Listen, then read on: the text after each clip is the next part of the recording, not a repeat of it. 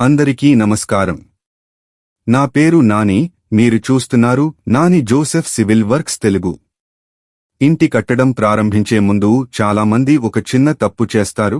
Iron కొనే ముందు దాని క్వాలిటీ చెక్ చేయకుండా నేరుగా రేటు చూసి కొనేస్తారు. కానీ నిజంగా చెప్పాలంటే రేటు కంటే ముఖ్యమైంది ఐరన్ బలం మరియు క్వాలిటీ. ఒకసారి మీరు ఐరన్ తీసుకోవాలనుకుంటే ముందుగా కంపెనీ పేరు, గ్రేడ్, అలాగే ISI మార్క్ ఉన్నదా లేదా చూసుకోవాలి. FE 500D, FE 550D లాంటి మార్కులు ఉంటాయి. వీటివల్లే ఆ రాడ్ ఎంత బలంగా ఉందో తెలుస్తుంది. తర్వాత రాడ్ సైజును కూడా సరిగా చెక్ చేయండి. ఇప్పుడు మీరు వీడియోలో చూస్తున్నది ఐరన్ సామర్థ్యాన్ని చూపించే real work site video.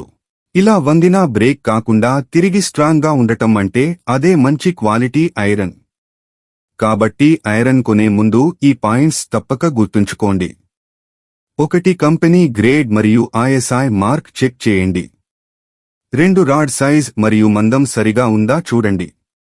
3. Bend టెస్ట్లో రాడ్ బ్రేక్ అవుతుందా లేదా గమనించండి.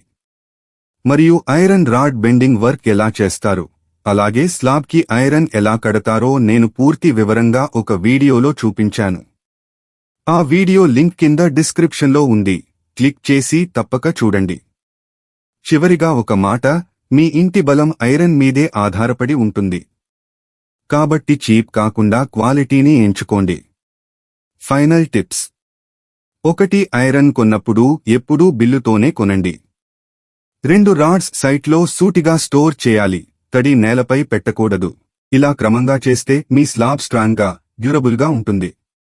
ఇలాంటి మరిన్ని సివిల్ వర్క్ వీడియోస్ కోసం Nani Joseph civil work Telugu ఛానల్ను సబ్స్క్రైబ్ చేయండి.